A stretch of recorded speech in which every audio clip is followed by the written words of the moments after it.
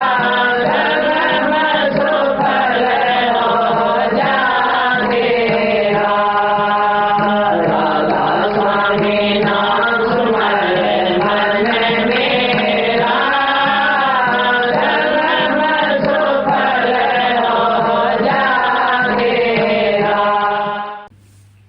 देखो कितनी बुराई छूट गई। कोई सिगरेट नहीं पीता, कोई पान तम्बाकू नहीं खाता, और तो दूसरी चीज़ों को तो दूर छोड़ियो। और जिस तरह कोई शराब पीता था, कोई कुछ करता था, कोई जुआ खेलता था, उन सारी चीज़ों से जब मुक्ति होगी तो ये तो बाहर की बुराइयां थी। बाहर की सफाई सबसे पहले ज़रूरी है। जो बाहर से साफ नहीं है, अंदर से साफ नहीं होगा। और जिसने बाहर से सफाई करनी सीख ली है तो उसकी अंतर की सफाई भी अपने आप हो जाएगी। बाहर की बुराइयां तो इंसान को दिखाई देती हैं, लेकिन मन की बुराइयां जो छिपी रहती हैं, उनके लिए महापुरुषों ने इस तरह की वाणी बनाई। वो दूसरों को नहीं, अपना ही नाम लेके बता दिया कि हमारे अंदर ये दोष भरे हैं। उन दोषों का कारण भी बता दिया। एक होता है संग, एक होता है कुसंग, और एक होता है सत्संग। संग तो किसी का भी हो सकता है, भला बुरा हमें नहीं पता, अनजाने में संग हो जाएगा कुछ समय के लिए। लेकिन एक संग होता है जिंदगी भर निभाने का। शादी की है, वो पति और पत्नी का जो संग रहना है वो भी संग है। उसको हम कुसंग नहीं कह सकते, लेकिन उसमें दोनों तरह की बातें मिली हुई हैं। अगर वैचारिक भिन्नता हो जाती है तो वो अच्छा नहीं रहता, और विचार उनके मिल जाते हैं, एक दूसरे का प्यार होता है तो संग बड़ा अच्छा होता है। दूसरा होता है कुसंग। कुसंग क्या होता है कि आदमी गलत आदमियों के साथ उठना, बात करना हो। अब बुरे आदमी की पहचान क्या होगी कि जिन बुराइयों को आप छोड़ना चाहते हो और वो बुराई उस इंसान में हो, आप लाख बहाने बनाओ कि मेरा क्या मतलब है, वो रहेगा, मैं तो ये ऐसा करता नहीं, वो करता होगा। लेकिन जो आदमी बुरे का संग करेगा वो उससे बच नहीं सकता, क्योंकि वो जो भी बात करेगा तो उसके दिल से तो वही निकलेंगे जो उसके हृदय में है। तो एक बुरे आदमी के हृदय में अच्छाइयाँ कभी नहीं होती। उसके पास इधर उधर की ऐसी बातें होंगी जो इंसान के विचारों को दूषित और खराब कर देंगी। सुनते सुनते इंसान वैसा हो ही जाएगा। इसलिए कुसंग से बचना चाहिए। तीसरी चीज़ है सत्संग। उन बुराइयों से भी बचने के लिए, संग को भी अच्छा बनाने के लिए, संग पारिवारिक को निभाने के लिए सत्संगों में सबसे पहली चीज़ है कि इंसान अपने घरों में प्यार प्रेम जो शांति रखता है, इन बुराइयों को त्याग देता है, कुसंग से दूर रहता है, खान पान उसका शुद्ध और पवित्र है, नेक कमाई का है, किसी को दुख कष्ट नहीं देता है, और जितना उससे बन सकता है किसी गरीब की, भूखे की, ज़रूरतमंद की सहायता और मदद करता है। वो इंसान इंसानियत से भी ऊंचा उठ जाता है। उसके हृदय में फिर कोई पाप कपट नहीं रहता, क्योंकि उसको बोध हो चुका है कि अच्छा करने का परिणाम अच्छा होगा। और एक बार जो इंसान अच्छा करने की आदत डाल लेता है ना, तो उसको वो नियम बन जाता है, वो कभी बुरा कर नहीं सकता। इंसान को अच्छा और बुरा जब खुद को लगता है, जब वो किसी चीज़ को मानता और छोड़ता है।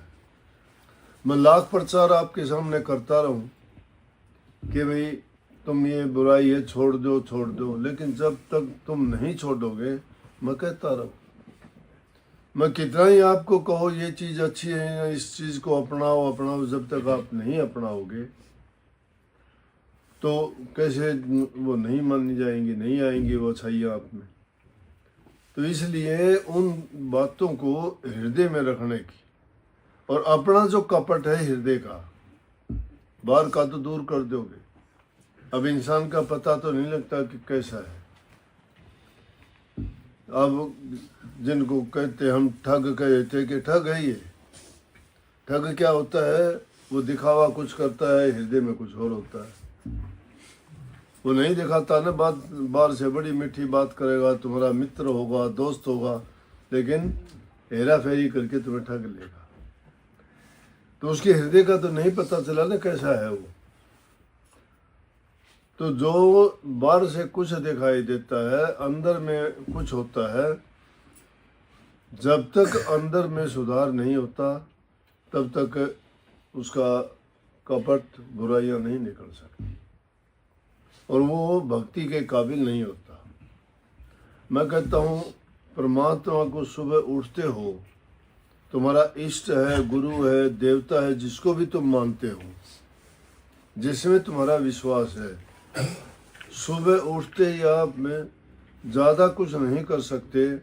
जब भजन में बैठते होगे थोड़ा बहुत, तो उस समय बैठ के और मन से तौबा कर लिया करो कि सतगुरु, मालिक, प्रभु, परमात्मा या जो भी आपका इष्ट है, उसको साक्षी करके सामने रख के कहो कि मैं गुनहगार हूँ। जैसे कहा ना कि बख्शो मेरे दाता, कि मैं गुनहगार हूँ।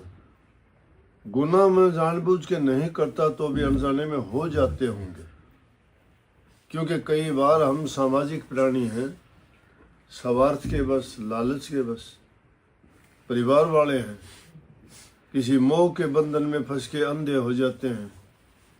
किसी स्वार्थ के कारण जो हम कुछ ना कुछ उल्टा सीधा कर बैठते हैं।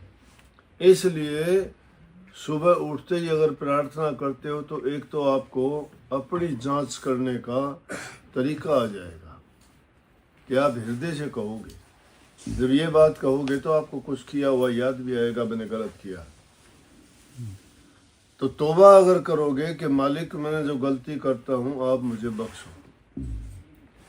जाने में नहीं, अनजाने में होता है वो तो है, लेकिन जानबूझ के भी होता है मेरे से। इसलिए आप बख्शनहार हो। आपके सामने ही उन गुनाहों का निपटारा हो सकता है। तो भजन अगर कम करते होगे तो भी हृदय की शुद्धता और पवित्रता इन विचारों और ख्यालों से आएगी।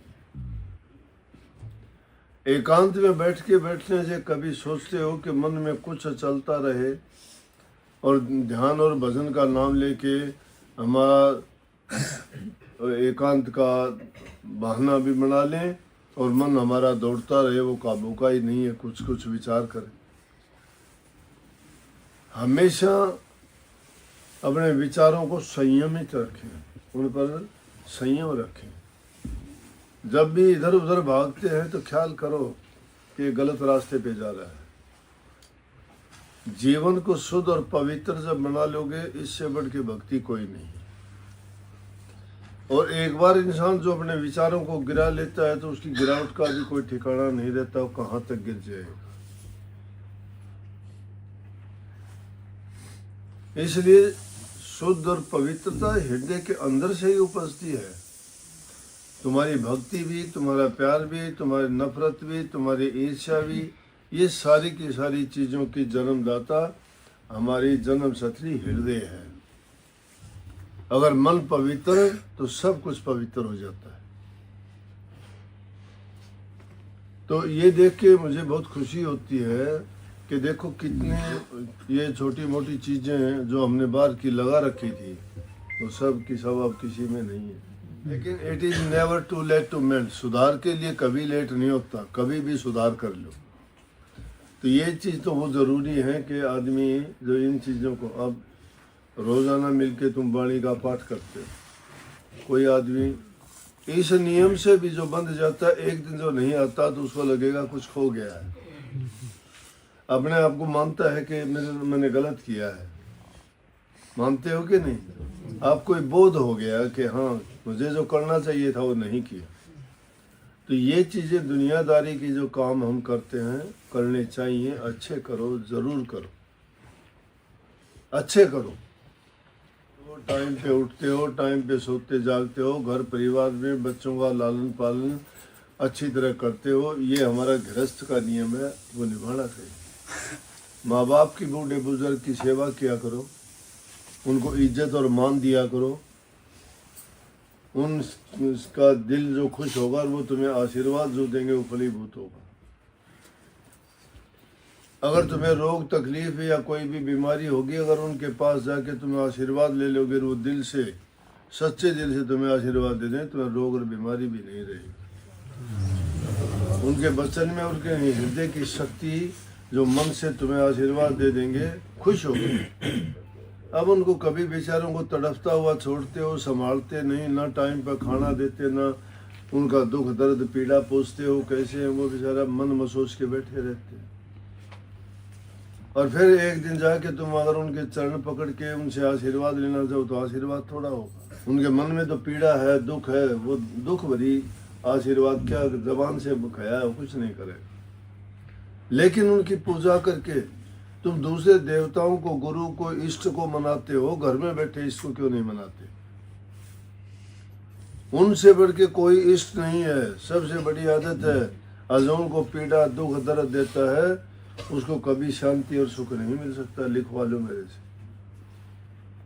उसके बदले में तुम्हें उससे भी ज्यादा पीड़ा मिलेगी। फिर तो हमेशा अपने माँ बाप की, बूढ़े बुजुर्ग कोई भी हो, दूसरा भी मिल जाए तो अपना भाग सराहो कि प्रभु ने तुम्हें ये मौका दिया उसकी सेवा करने का। तुम जो सेवा करोगे उसके बदले में तुम्हें अच्छा ही मिलेगा। अच्छा का परिणाम अच्छा होता है, बुरे का परिणाम बुरा होता है। अच्छा किसी का भी करो, जरूरी नहीं है घर में ही करो। जब ऐसी आदतें आपकी हो जाएंगी, ऐसे विचार और ख्यालात आपके हो जाएंगे, शुद्ध और पवित्र हृदय जब हो जाएगा, फिर तुम अगर 5 मिनट के लिए भी ध्यान में बैठोगे या नाम का सुमन या चिंतन करोगे तो तुम्हारी सुक्ति लग जाएगी। फिर ये भटकेगी नहीं, क्योंकि पवित्र है। प्रभु नाम पवित्रता का है, वो सत्य है, सत्य नाम है। और जो सत्य हो जाता है वही उस सत्य को प्राप्त करता है। तो सत्य को पाने के लिए सत्य मार्ग पर चलो। सत्य मार्ग पर चलने के लिए सत्संग सबसे ऊंचा है, और सत्संग संतों का होना चाहिए। संत जिसने पा लिया है वो तुम्हें भी दे देगा। संत क्योंकि भक्ति करके उन्होंने अपने हृदय को रोशन कर रखा है, उन्होंने प्रभु की ज्योति को प्रकट कर रखा है। और जो खुद स्वयं प्रकाशित है उसके पास जाओगे तुम्हें भी प्रकाशित कर देगा। और जिसके पास खुद कुछ नहीं है और वो आडंबर करता है, दुनिया को देख के नकल करता है।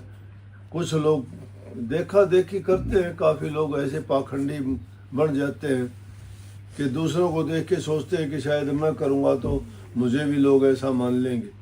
लेकिन गिद्दड़ अगर शेर की खाल पहन के चले तो क्या वो शेर थोड़ा हो जाता है? अगर उसके पीछे कुत्ते पड़ गए तो उसकी आवाज़ जो निकलेगी तो बता देगा कि मैं गिद्दड़ हूँ, मैं शेर नहीं हूँ। बाड़ा पैर है शेर का,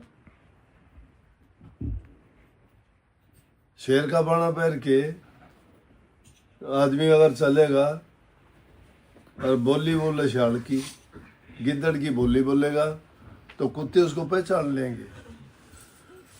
इसलिए ज्ञान की हाथी पर सवार जब हो जाते हो, दुनियादारी की बातों से ना डरो। नेक रास्ते पे चले हो, नेकी करते चलो, बाल बांका नहीं होगा, कोई नजर उठा के ही नहीं देखेगा। झूठ चल नहीं सकती और सच्चाई को कोई रोक नहीं सकता। झूठे अगर कहेंगे उनको अपने मुंह की खानी पड़ेगी, और सच्चाई के साथ सबको होना पड़ेगा। आज नहीं तो कल को पता जब लगेगा कि सच्चाई क्या है, क्योंकि सच्चाई को परीक्षा देनी पड़ती है। परीक्षा में कष्ट होता है। कोई भी परीक्षा देखो, कोई भी परीक्षा जब होती है तो कितना कष्ट होता है। तो उस परीक्षा के लिए तो कष्ट के लिए तैयार रहना चाहिए।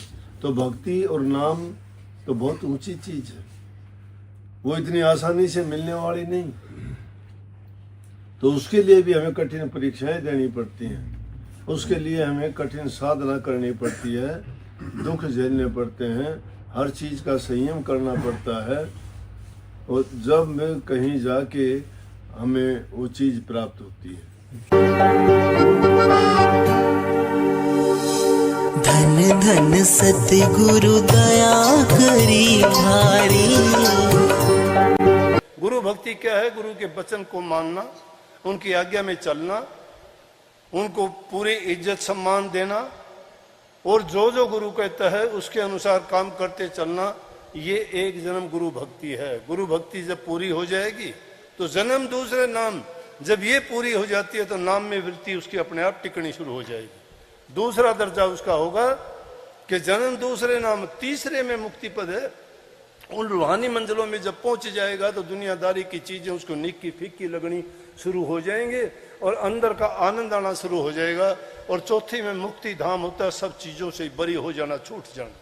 उसको फिर कुछ नहीं चाहिए, चाह गई चिंता मिटी, मनवा बेपरवाह, जिनको कुछ न चाहिए वो चाहन के शाह।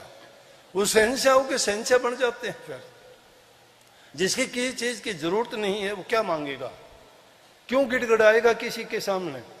परमात्मा से फालतू और चीज क्या है जिसको सब कुछ मिल गया? जिसने पेड़ को अपना लिया उसको पत्ते फूल टाणी कोई जरूरत नहीं रहेगी उनकी, वो नहीं इच्छा करेगा कि मुझे ये मिल जाए वो मिल जाए। तो इसलिए इसी जन्म में वो चारों दर्जे, ये 4 दर्जे हैं, उन चारों दर्जों को इसी जन्म में हम पूरे कर सकते हैं। लेकिन और संत मत की तो खूबी यह है कि उसके साथ जो तरीका बताया गया है, सुमरण का भी, भजन का और ध्यान का, तीनों चीजें एक साथ चलती हैं। सुमरण के साथ साथ ध्यान भी है और ध्यान के साथ शब्द का सुनना भी है। लेकिन उससे पहले जो मैंने बात बताई वो हमारी है। आपने जब बुराइयां छोड़ दी हैं तो उस रास्ते पर चलना हमारे लिए, सबके लिए बड़ा सुगम है, कोई कठिन नहीं है। वो लोग कहते हैं ना, जिस तरह कबीर साहब ने एक ही वाणी में दोनों बात कह दी। कहते हैं कि पिया का मार्ग कठिन है, तू कहते नेटा। पिया का मार्ग सुगम है, बहुत सुगम रास्ता है वो, तू कहता नेटा। इंसान को कठिन रास्ता कौन सा लगता है? जिसमें कुछ पैसे देने पड़ जाएं, जिसके लिए कुछ मेहनत काम करना पड़ जाए।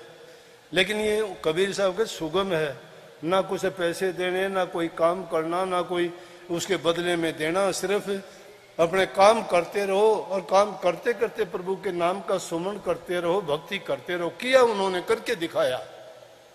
ये नहीं कि उन्होंने कह दिया, नहीं, करके भी दिखाया और बोले कि आप भी कर सकते हो। वो ताना तनते तनते लोगों को कहते हैं कि देखो मैं ताना तो तनता हूं, लेकिन मैं ताना नहीं तनता, अंदर में प्रभु के नाम को जपता हूं और गाता जाता है साथ में, हम तो राम बजाएंगे राम, ताना भाई कौन तनेगा जी।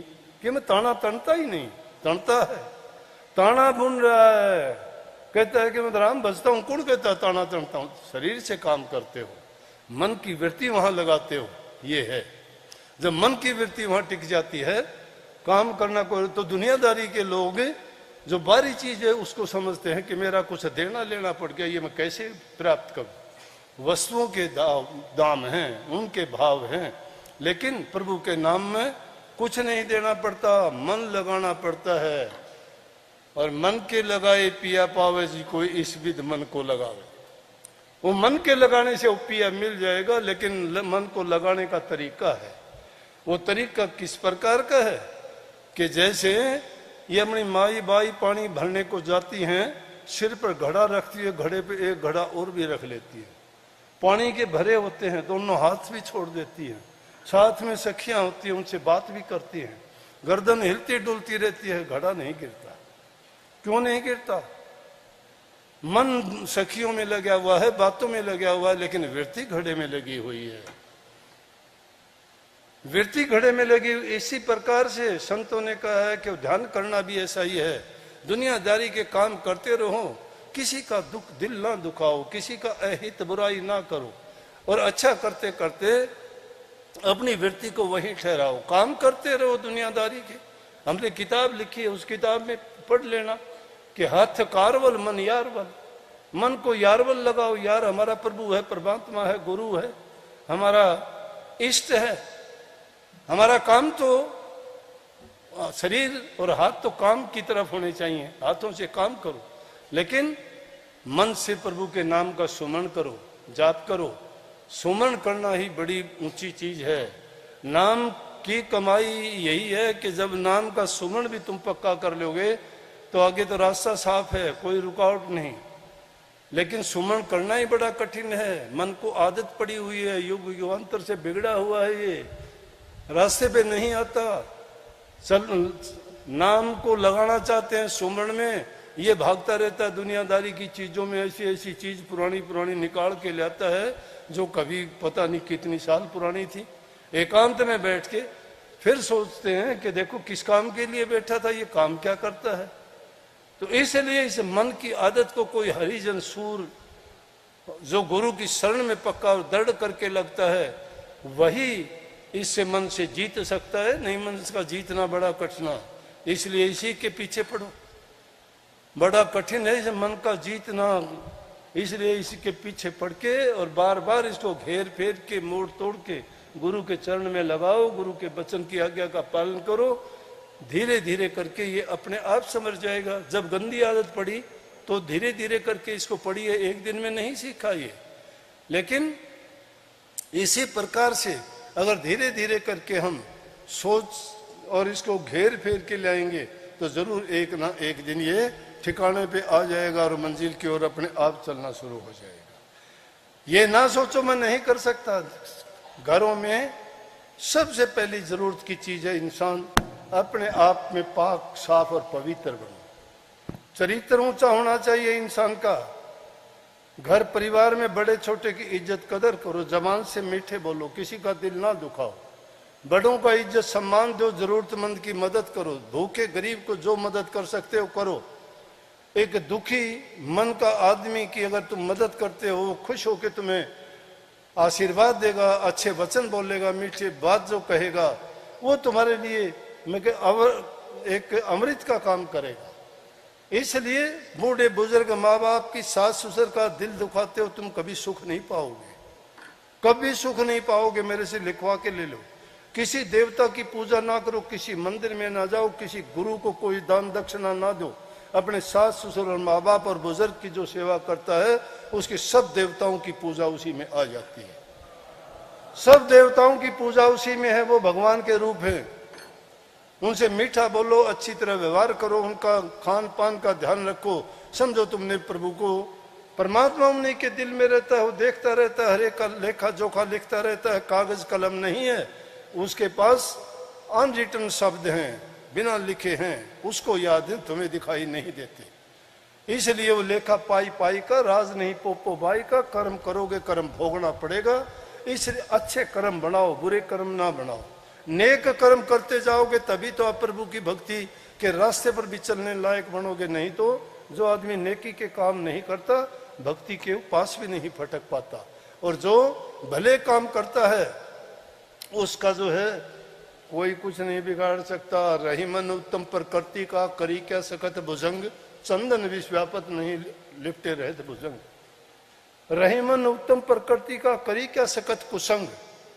उत्तम प्रकृति वालों का कुसंग क्या बिगाड़ सकता है।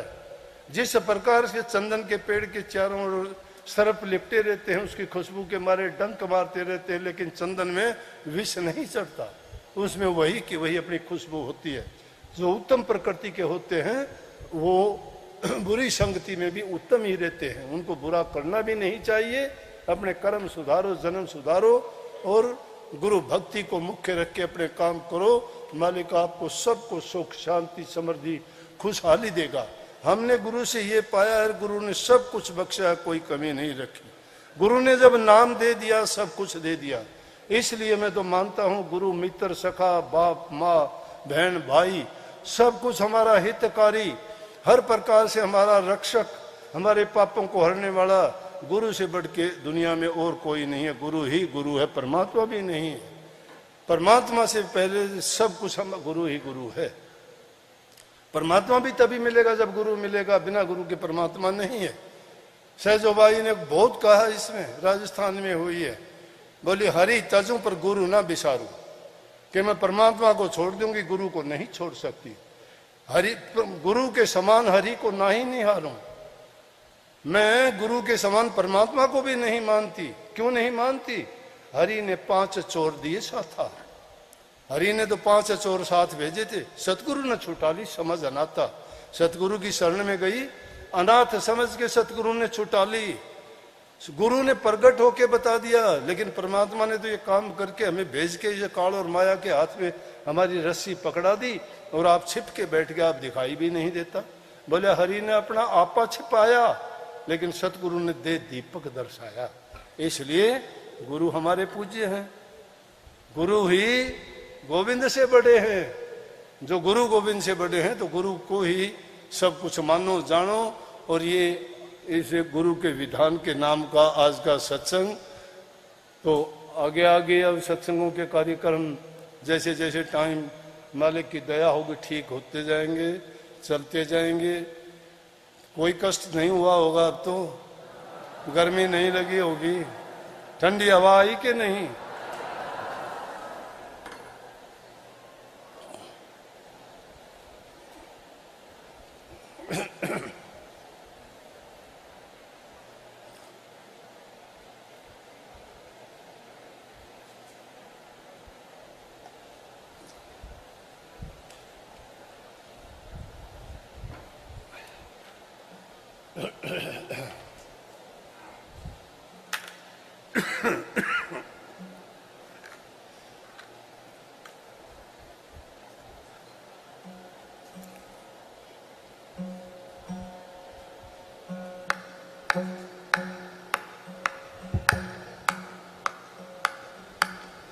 नमो नमो सतगुरु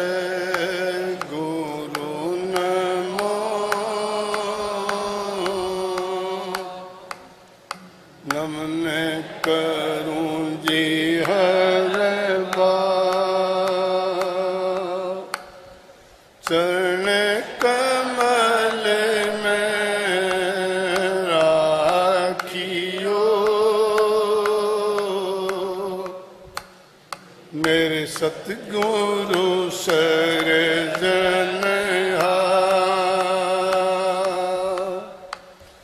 हाथ जोड़ करूं बीनती, चरण निवासी, सतगुरु तारा चंद्रमा राजन, नाम दिया बख्शीश गुरु मारे, दया के दाता हो भेद अगम के जी, क्या मुख ले हंस बोलिए, दादूरे दीजे रो, जन्म अमोलक अपना, चले अकारत खो,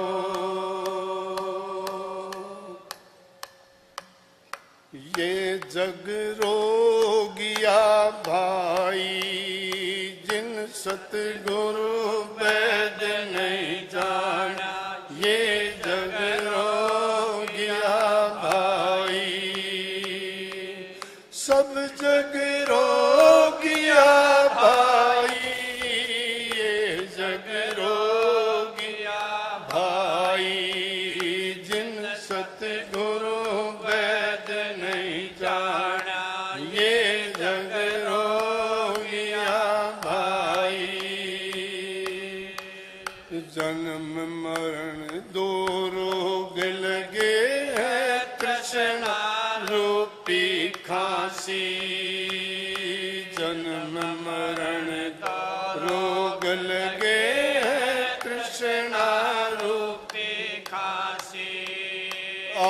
आवागमन की डोर गणे में खली काल की फांसी ये जग रोगिया भाई जिन सतगुरु वैद नहीं जाना ये जग रोगिया भाई सब जग रोगिया भाई ये जग रोगिया भाई जिन सतगुरु वैद नहीं जाना ये जग रोगिया भाई जन्म मरण हो मैं मेरी से तेरे गुण ताप जबर आसी आवागमन हो मैं मेरी से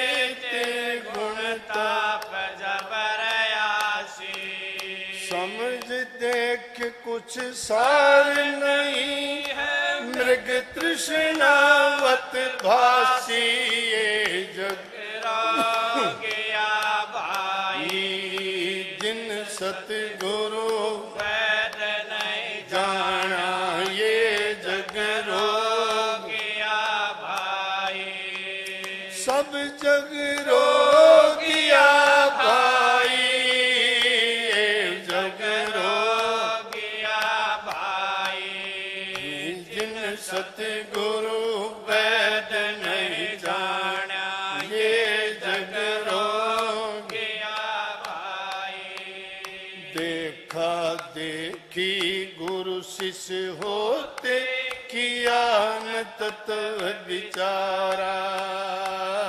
देखा देखी गुरु शिष्य होते किया न तत्व विचारा गुरु शिष्य दोनों के सिर में जम मारे पंजरा ये जग रोगिया भाई जिन सतगुरु वैद नहीं जाना ये जग रोगिया भाई सब जग रोगिया भाई ये जग रोगिया भाई जिन सतगुरु वैद नहीं जाना ये जग रोगिया भाई साचा सतगुरु कोई न पूजे झूठा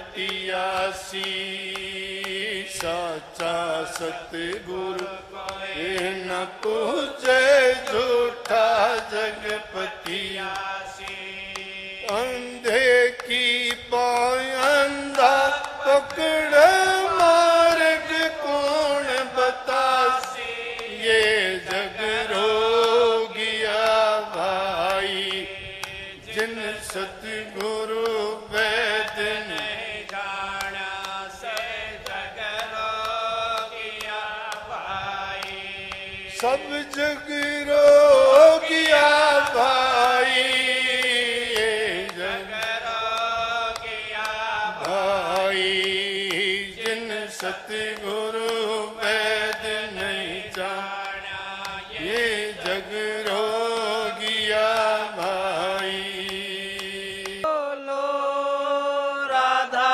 स्वामी नाम बोलो जब भी जुबान खोलो राधा स्वामी नाम बोलो सुबह बोलो शाम बोलो राधा स्वामी नाम बोलो जब भी जुबान खोलो राधा स्वामी नाम बोलो भागे बड़े हमने नर्तन पाया है हीरे जैसी जिंदगी को कोडी सा बनाया है भागे बड़े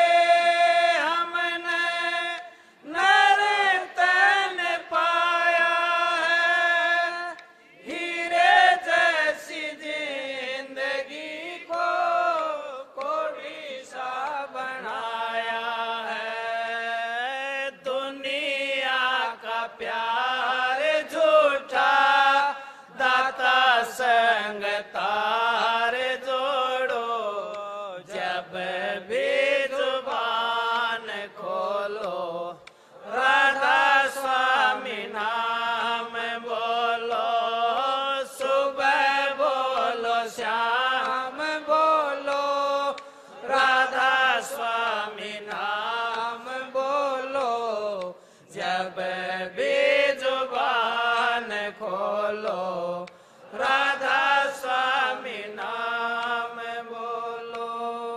प्रभु की कृपा से मिला अनमोल खजाना है, जिसकी कृपा से मिला उसी पर लुटाना है।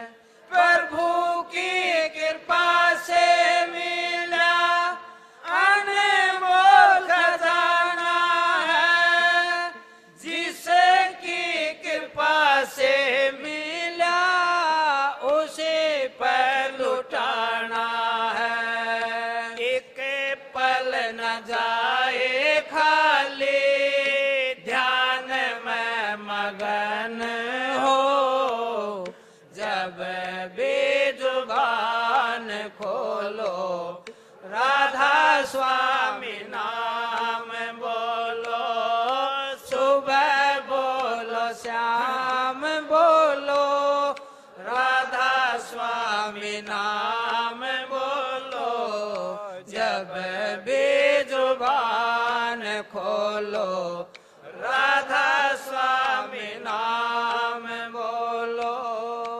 दुनिया से जोड़े हमने सब झूठे नाते हैं, एक सच्चा सतगुरु साथी और छोड़ जाते हैं।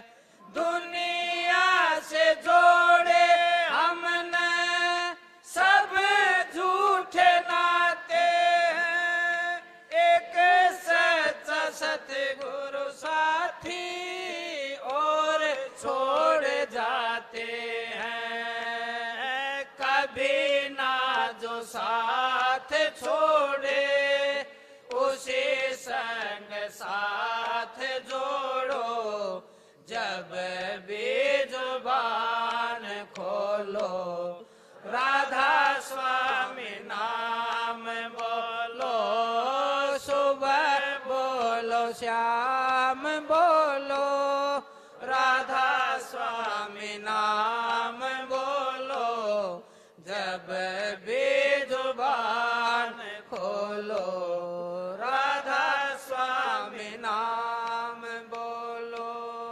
कबीर दादू पलटू सभी ने बताया है, तेरा स्वामी अब राधा स्वामी बन के आया है। ले ले टिकट नाम की बारी, ये जहाज अमरपुर जागा। ले ले टिकट नाम की बारी, ये जहाज अमरपुर जागा। सोने का ये वक्त नहीं है, जाग जाग फिर सोवे ना। हीरों जैसा जन्म मिला है, कोड़ी की तरह खोवे ना। तेरा तुझ में छिपा होया है, पत्थर पानी टोवे ना।